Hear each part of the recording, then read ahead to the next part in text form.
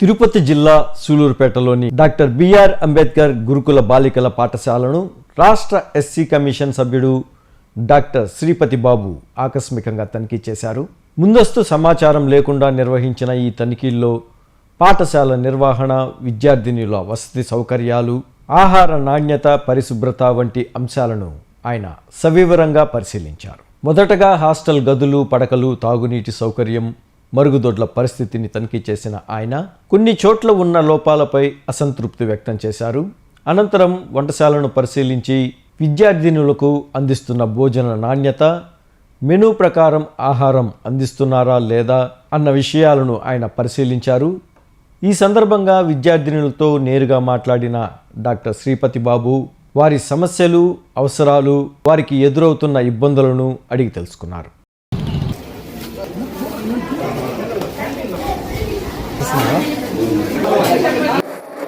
ఏం చూస్తున్నారు మీరు?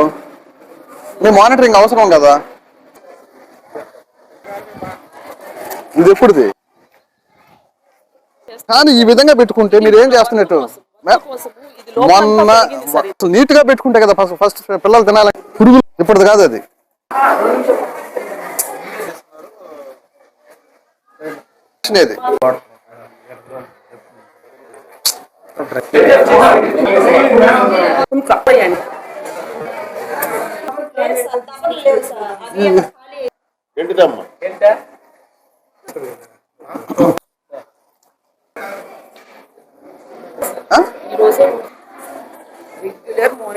లేకపోతే ఎవరు తప్పది? మీ తప్ప మా తప్ప? మీకు అన్ని చూపించినటువన్నీ నేను ఏమన్నా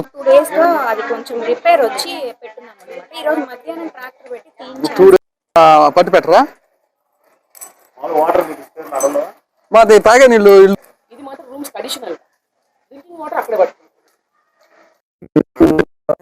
ఈరోజు నేను సూళ్ళూరుపేటలో ఉన్నటువంటి బాలికల రెసిడెన్షియల్ స్కూల్కి విజిట్ రావడం జరిగింది.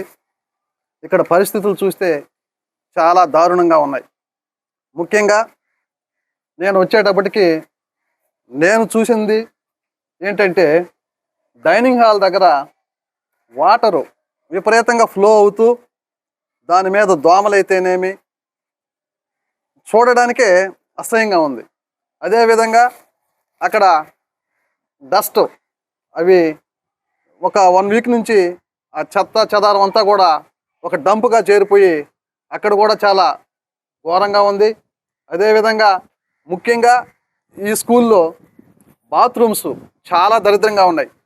ఇది పర్టికులర్గా లేడీస్ సంబంధించిన రెసిడెన్షియల్.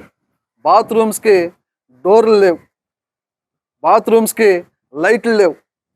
ఈరోజు నేను పిల్లలందరి దగ్గర కూడా, కొంతమంది దగ్గర ఇవన్నీ స్లిప్పులు కూడా ఒక్కొక్కరి దగ్గర రాయించుకోవడం జరిగింది. వాళ్ళ సమస్యలు ఎక్కువ భాగం చిన్నపిల్లలు అయితే మా బాత్రూమ్స్కి డోర్లు లేవు, లైట్లు లేవు అనే సమస్య ప్రధానంగా తెలిసింది.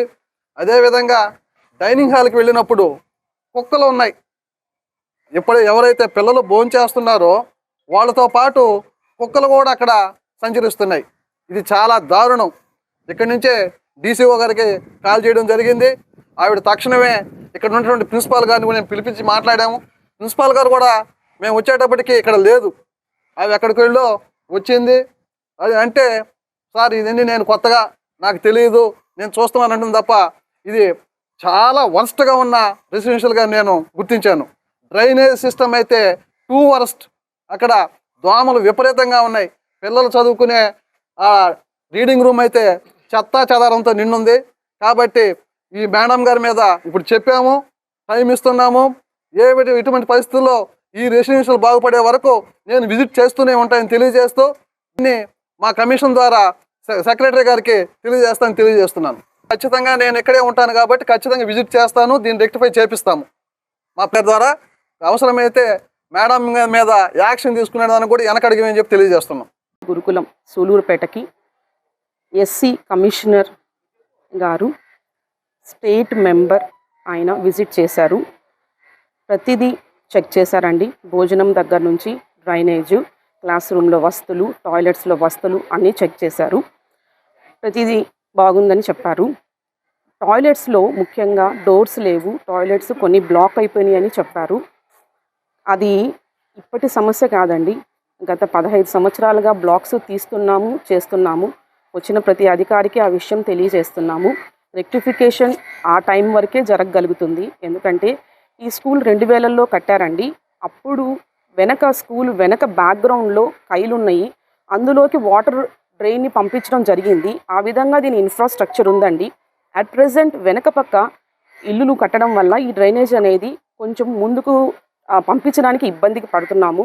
కానీ నేను ఛార్జ్ తీసుకున్న తర్వాత సంపులోకి వచ్చేదానికి నాకు సాయశక్తిలా నాకు తెలిసిన ప్రతి పద్ధతిని డ్రైన్ని క్లీన్ చేసుకుంటూ రెగ్యులర్గా వర్క్ చేస్తున్నానండి. ఫుడ్ విషయంలోకి వచ్చిన తర్వాత పిల్లలు ఎక్కువ పడేస్తున్నారు అని సారు చూసి కంప్లైంట్ చెప్పారు. ఆ ఫుడ్ అనేది నాకుండేది 1060 మంది పిల్లలండి. రోజుకొక 20-30 మంది పడేసిన అక్కడ సమస్య అవుతుంది. పిల్లలు కొంచెం ఎక్కువ పెట్టుకుంటారు, ఒకసారి తక్కువ పెట్టుకుంటారు. వాళ్ళ ఇష్టానుసారంగా తిని అక్కడ పడేస్తున్నారు కాబట్టి ఈరోజు క్లీనింగ్ అనేది జరగలేదు. తర్వాత మున్సిపాలిటీ వాళ్ళు కూడా డస్ట్ ఎత్తలేదు అన్నారండి. మొన్న 17వ తేదీ వాళ్ళు వచ్చి మొత్తం డంప్ క్లీన్ చేసుకొని వెళ్ళారు. కానీ ఇంటర్మీడియట్ స్టూడెంట్స్ ఎగ్జామ్స్ రాసి వెళ్ళిపోయినందువల్ల వాళ్ళ రూమ్స్ అన్నీ క్లీన్ చేసి మేము అక్కడ డస్ట్ వేయడం జరిగినది. సార్ దాన్ని చూసి ఇక్కడ ఎక్కువ డస్ట్ ఉందమ్మా, దీన్ని కోరిలేట్ చేసి క్లీన్ చేసుకోమన్నారు. డార్మెటరీస్లో టాయిలెట్ బ్లాక్స్లో లైట్స్ లేవన్నారండి. మొన్న ఇచ్చిన ఫండ్స్లో మనం ఓల్డ్ డార్మెటరీ మొత్తము వర్క్ చేయించాము. మెష్లు, window doors, lighting, fans old dormitory block వరకు అయిందండి. న్యూ డార్మెటరీ బ్లాక్కి మేము వర్క్ స్టార్ట్ చేస్తున్నాము. కానీ తక్కువ లైట్స్ ఉన్నాయి అన్నారు. ఖచ్చితంగా దాని గురించి రెక్టిఫికేషన్ నేను చేస్తానండి. ఇక్కడ ఉన్న 1060 మంది పిల్లలకు వర్కర్స్ ఓన్లీ 5 మెంబర్స్ ఉన్నారండి. సో 2 బ్లాక్స్ ఉంటున్నాయి. ఆడబిడ్డలు వస్తువులు చాలా తక్కువగానే ఉన్నాయి అని అనుకుంటున్నాము. ఎందుకంటే శానిటేషన్ మెటీరియల్ మాకు అందట్లేదు. వర్కర్స్ ఓల్డ్ పీపుల్ ఉండడం వల్ల రెగ్యులర్గా క్లీనింగ్ అనేది అంత సాటిస్ఫాక్టరీగా జరగట్లేదని సార్ కూడా దాన్ని గుర్తించి తెలియచెప్పారు. మిగిలిన క్యాంపస్ క్లీనింగ్ అంతా వర్కర్స్ని ఇద్దరినే ఇచ్చారు. సో అంతవరకు ఈ పెద్ద 5 ఏకర్ ల్యాండ్ వాళ్ళు సాయశక్తిలో క్లీన్ చేస్తున్నారు. మేము రెగ్యులర్గా చేస్తున్నాము. కానీ 1-2 రోజుల్లో ల్యాప్సెస్ ఉండడం వల్ల అది పేరుకుపోవడం జరుగుతుంది. సార్ ఈరోజు అన్ఎక్స్పెక్టెడ్ విజిట్లో సార్ అది గుర్తించి నాకు తెలియచెప్పారు. ఖచ్చితంగా ఎక్కడెక్కడైతే సార్ పాయింట్అవుట్ చేసి నాకు చూపించి మరీ చెప్పారో వాటిని నేను ఖచ్చితంగా ఇంకా మళ్ళా పునరావృతం కాకుండా నేను రెగ్యులర్గా క్లీనింగ్ చూసుకుంటానని తెలియజేస్తున్నానండి.